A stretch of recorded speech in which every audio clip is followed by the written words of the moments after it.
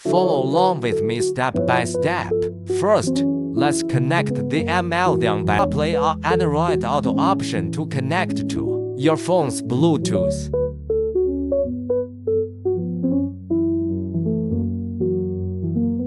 After Bluetooth pairing, a light tap enables connection to the in-car CarPlay. Once the connection is complete, all app. As next, let me show you how the music feature works.